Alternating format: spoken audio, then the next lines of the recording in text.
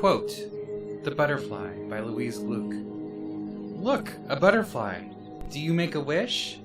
You don't wish on butterflies. You do so. Did you make one? Yes. It doesn't count. End quote. Hello, this is the Happy Hermit, and today we're talking about Angels and Insects by A.S. BYATT. Specifically, we're talking about the first novella in this book, Morpheo Eugenia, which happens to be the name of a blue butterfly. As much as we talk about brick-sized novels, I really have a fondness for novellas. If a short story is like being a guest in someone's home and a novel is like touring a city, the novella is like visiting a neighborhood. You might go into a park or visit a cafe or just find a bench somewhere to watch the world go by.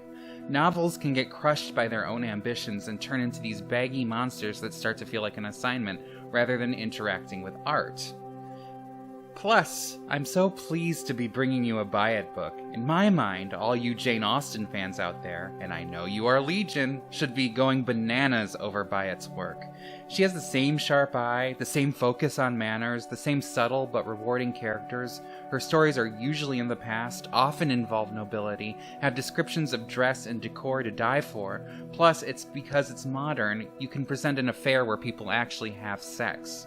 Pound for pound, you'll get more meaningful glancing, perfumed letter passing, oriental fan snapping, dance card filling, and parlor chatting of anything modern. Okay, yet again, I'm going to remind you of spoilers, and this story does have a twist in it, though in my opinion it's not what makes it good. Let's get going. First, the description. Quote, "In these two astonishing novellas, the Booker Prize-winning author of Possession returns to the landscape of Victorian England, where science and spiritualism are popular manias and domestic decorum coexists with brutality and perversion. At once quirky and deep, brimming with generosity, imagination, and intelligence, The New Yorker. In Morpheo Eugenia, an explorer realizes that the behavior of the people around him is alarmingly similar to that of the insects he studies. BYATT examines the eccentricities of the Victorian era, weaving fact and fiction, reality and romance, science and faith into a sumptuous, magical tapestry." End quote. I do resent the word quirky here. This book was published in 1992, though, so this review was likely before modern usage turned it into adults acting childishly eccentric. Anyway, we're just doing Morpheo Eugenia, and I encourage you to look up this particular butterfly, the male of which is blue, the female a drab brown and white. In the book, we have William Adamson returning from a shipwrecked explorer's visit to the tropics, where he both studies animals and people. He's greeted by a homecoming party thrown by the well-to-do Alabaster family. Here's a discussion they have about Morpheo Eugenia. Quote, "From the scientific viewpoint, I feel I must ask what purpose of nature's might be fulfilled by all this brilliance and loveliness.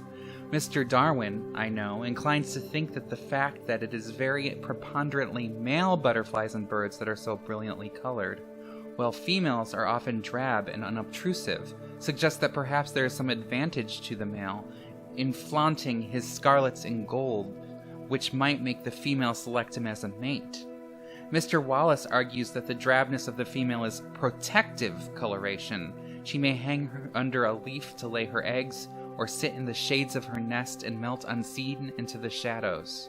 I have myself noticed that the brightly colored male butterflies wheel about in huge flocks in the sunlight, while the females seem timid and lurk under the bushes and in damp places." End quote. Immediately you'll notice the parallel to the Alabaster household, where the women were pale gold and ivory creatures with large eyes and long pale silky lashes visible only in certain lights and shadows. You get this wonderful layered metaphor, women who are like the male butterflies showing off their silks, and women who are the only visible under certain circumstances. You also get the Alabasters as the pinnacle of white privilege, both seen and unseen. In the world of the British Empire, they're the ones under the leaves laying eggs as others go off to explore and conquer for them. Butterflies aren't the symbols of innocence that we commonly attribute to them here. Eugenia Alabaster asks William to make for her a cloud of butterflies. It's a particularly Victorian thing to ask a gentleman to do to show his love, to fulfill a whim. After a fair bit of work, he does manage to make this happen, but it's an incredibly unnatural way to breed them, and the cloud of butterflies would die only after a day or two in the solarium. He first brings her in during the day, when it's a pretty fluttering cloud she imagined, but when she comes back at night, it's a different matter altogether. Quote, "Large insects were advancing across the black floor, their wings outspread. More could be seen forcing themselves through a small hole in the pane of the conservatory door. More still sailed down from the roof, hurtling blindly forwards in the semi-dark. The small concussions of the creatures on the glass walls and roof increased in number and volume. They advanced, a disorderly, driven army, beating about Eugenia's head, burring against her skin, 30, 40, 50, a cloud, the male emperors propelling themselves out of the night towards the torpid female. More came, and more. Eugenia tried to push them off. She brushed her skirts. She plucked at those lost in her sleeves, in the crevices of her dress. She began to cry." End quote. Butterflies are still insects, and they still behave like insects, as beautiful as we can find them. They are primarily concerned with feeding and reproduction. Their purpose is not merely decorative, and a lot of the things we associate with butterflies have nothing to do with how they function. As glamorous as a coat of butterflies sound, what you are making is a coat of crawling bugs, which is not nearly as pretty to experience. One of the most identifiable artifacts of Victorian culture is the butterfly case, preserved butterflies pinned with outspread wings, neatly labeled with their scientific names and where they came from. It's both beautiful and disturbing, like the mildest form of taxidermy, where, after all, there's a certain morbidity of looking at the beauty of dead things. Beyond that, there's a sense of cataloging that the Victorians have a passion for. They wanted to type, class, and label everything, and while this can be useful scientifically, it's also dangerous. It's one thing to treat butterflies like people, it's another thing to treat people like butterflies. Labeling them and sticking them in a case, we do it 1,000 different ways. Personality tests, zodiac signs, bigotry, racism, prejudice, classism. These are all modern ways of pigeonholing, and there are dozens more besides. But anytime we reduce anything or anybody to just one trait, we reduce ourselves. William gets himself caught in the Alabaster's family trap because he considers women as uniformly delicate, sensitive, and fragile. He worries about having sex with his wife. Quote, "He was afraid of hurting Eugenia. He was also, more obscurely and more urgently, afraid of smutching her. He did not come to her pure. He had learned things, many things, in the raffish dancing places in Para, in the sleep time after dancing in the villages of the mulattoes, which it was better not to remember here, though the knowledge might have had its uses. He saw her sitting up in the bed, which was huge and curtained and piled high with goose-feather quilts and white lace-trimmed pillowcases and soft bolsters, a soft nest in a severely frowning box. How the innocent female must fear the power of the male, he thought, and with reason, so soft, so white, so untouched, so untouchable." End quote. But he's wrong. He doesn't take her. She takes him, eagerly and with great passion, and with great frequency until she gets pregnant, and it stops. This pattern happens several times throughout the book, a period of hypersexuality, pregnancy, birth, and back again. Otherwise, she seems completely uninterested in his company, leaving him to his man's world, and her to the world of motherhood and femininity. And she is neither delicate, fragile, nor untouched. She is not the butterfly that has been collected. He is. Other than creating offspring, Eugenia has little interest in truly partnering with William in any fundamental way. Her world and his world run in parallel lines, only cross through intense periods of intercourse until she's pregnant again. He does find a soulmate in Maddie Crompton, the household tutor. In fact, William ends up becoming another sort of schoolteacher for the group, building a glass hive and having the children of the estate take part in documenting the local anthills. While Eugenia and William share their bodies, Maddie and William share their minds, akin to Shakespeare's marriage of true minds. I don't think it's a coincidence that Maddie, though a woman, has a male name. William speaks to her as an equal, asking and giving advice alike, and they together find to create studies to publish both scientific and creative works based on their observations that eventually grants them freedom from the Alabaster family. Make no mistake, the Alabasters are a family of masters for whom everybody has a place beneath them. Quote, She lay on a deep sofa, under the window, but with her back to it, oriented towards the fire. The room was a nest of cushions, all embroidered with flowers and fruit and blue butterflies and scarlet birds, in cross-stitch on wool, in silk thread on satin. Lady Alabaster had always an embroidery frame by her, but William never saw her take it up. She had several glass cases of dried poppy heads and teasels and hydrangeas, and several little footstools over which guests and servants stumbled on their way into the dimness. She seemed to spend most of her day drinking tea, lemonade, ratafia, chocolate milk, barley water, herbal infusions, which were endlessly moving along the corridors borne by parlor maids on silver trays. She also consumed large quantities of sweet biscuits, macaroons, butterfly cakes, little jellies in dariole molds, which were also freshly made by cook, carried from their kitchen, and their crumbs subsequently removed and dusted away.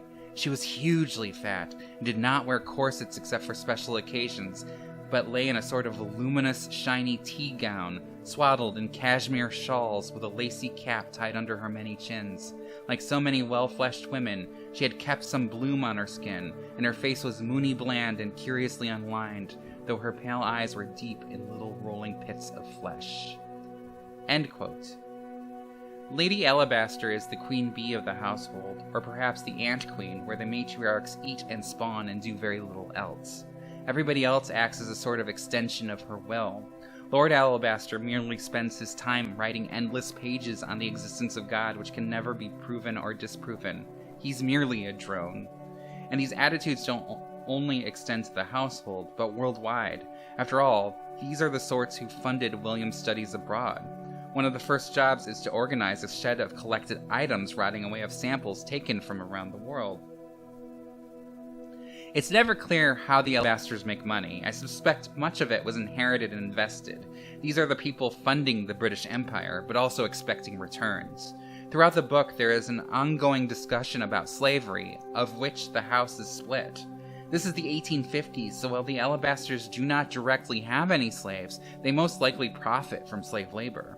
Also, the division in the United States at the time on this subject would possibly threaten their interests, because the Alabasters are the sorts of people who have interests everywhere. Yet, they have only the dimmest of interest in all that they invest in. From foreign lands, they want pretty things to show off and riches. They want the outside world to be an exotic place to bring stories from and enliven their closed-in environment. The wealthy haven't changed much, have they? Instead of a manor, they might have a penthouse, a mansion, and planes and private cars that take them from bubbled-off environment to bubbled-off environment. True, with modern medicine, they are no longer consigned to being the fattened-up insects shown here. Fat can be sucked out or medicated away. Bodies can be constructed. Look at it this way, we actually do live in the world as shown in the film The Substance, but instead of locked in a closet, their old selves are locked far in the back of young-seeming bodies that gradually get further and further away from who they actually are. Because when you are only fed by your own hive, you lose touch with yourself. By the end of the book, we find that Eugenia has been, the whole time, having an incestuous affair with her brother, and that this has been going on since they were children.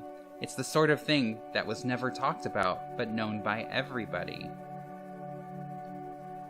Quote, "I know it was bad," said Eugenia. "I know it was bad, but you must understand it didn't feel bad.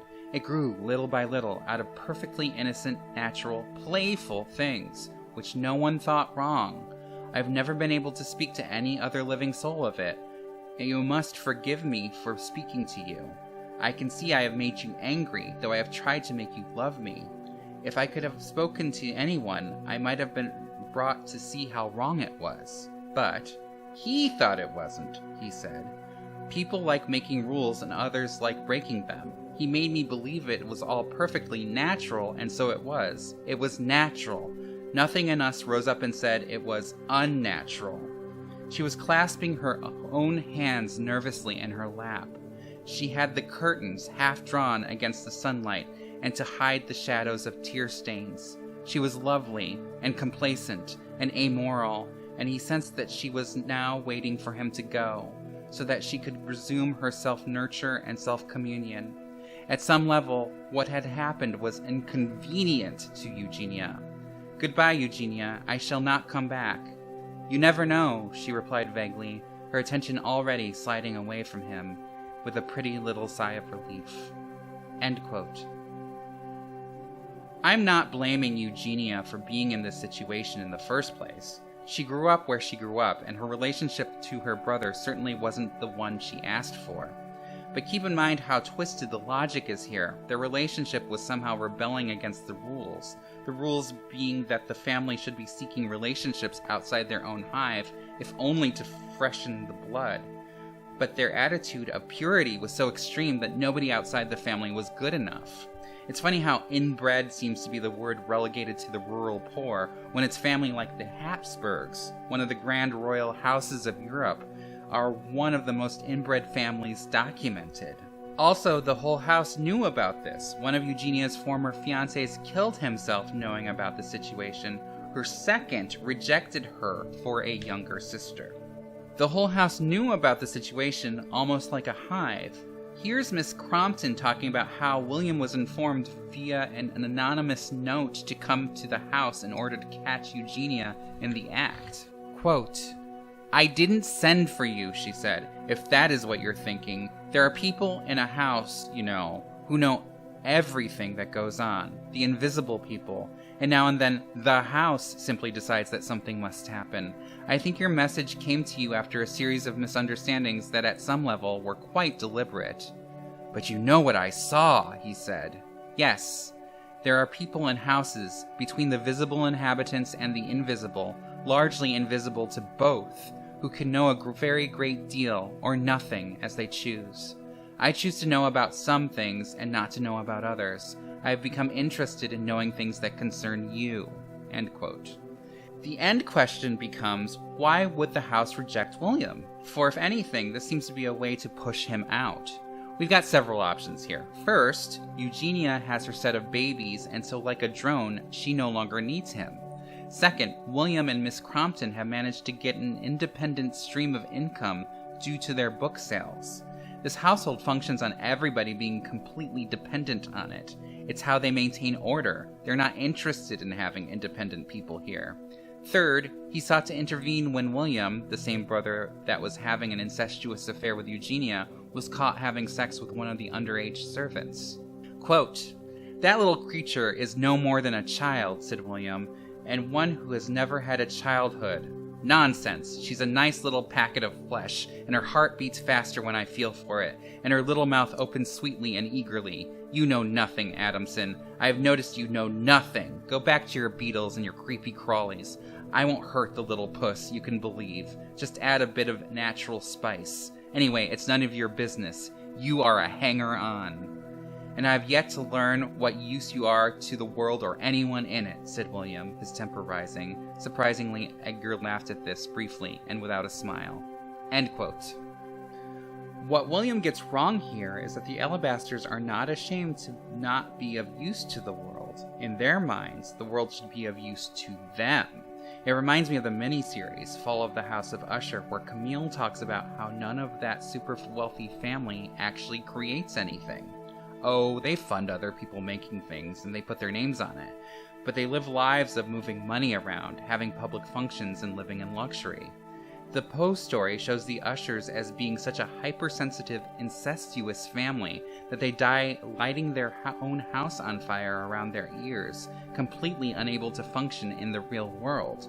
One thing that angels and insects show is how people at the top can perform being productive, by having large retinues and a very specific way they present themselves to the public. They become the ego center of a hive, but what they actually do, well, they're very frequently in some inner chamber, being brought things and growing fat. In the center of the novella, Miss Crompton writes a short story about insects called Things Are Not What They Seem, in which a farmer's son goes out to seek his fortune and falls prey to a sorceress who transforms his whole crew into beasts of burden for eating off her table. Because the farmer's son was wise, he ate only a small bit off the table and thus was turned into half an animal, left to care for the beasts at the sorceress's instruction. In order to break free, the farmer's son has to shrink down to the size of an ant and commune with the smallest of the small, animals much too tiny for the sorceress to use for labor, insects. What is revealed is a whole world that works outside the labor master framework of the sorcerer and her beasts. The world is frightening at first, full of dark tunnels and things that look like dragons and death's head moths, but the tunnels just lead to more peaceful spaces in between. The dragon is just a caterpillar, and the death's head moth brings transformation rather than the end of things. This is suggestive of a whole world outside of what we considered organized society. Quote, organized societies tended to the conditions found in factories, in barracks, or the galleys without leisure or relaxation, using creatures pitilessly for their functional benefit until they were exhausted and could be cast aside. Such social being he characterized memorably as a kind of common despair, and he saw the cities of the termites, in which fellow creatures are rationally turned into food when no longer useful, as a parody of the terrestrial paradises towards which the social designers of human cities and communes are working so hopefully. End quote. The biggest illusion, according to BYATT, is that these hives that the wealthy create constitute the whole world. For the answer, according to her, is to leave the hive and venture forth into the world at large. At the end of the book, William and Miss Crompton leave the organized society to far-off ports to pursue a life of true study. The ending holds a large amount of hope. Quote, Captain Arturo Papagay, whose first command this is, comes past and smiles his rich, mixed smile, white teeth and a golden brown face, laughing dark eyes. He has brought Mr. Adamson a curiosity. It is a butterfly found by a midshipman in the rigging. It is amber gold, with dusky borders to its wings, which are a little disheveled, even tattered. It is the monarch, says William, excited, Danius plexippus, which is known to migrate great distances along the American coast. They are strong flyers, he tells Matilda, but the winds can carry them hundreds of miles out to sea. Matilda observes to William and Captain Papagay that the wings are still dusty with life. It fills me with emotion, she says. I do not know whether it is more fear or more hope. It is so fragile and so easily crushed and nowhere in reach of where it was going, and yet it is still alive and bright and so surprising, rightly seen. That is the main thing, says Captain Papagay. To be alive. As long as you're alive, everything is surprising, rightly seen. And the three of them look out with renewed interest at the points of light in the dark around them. End quote.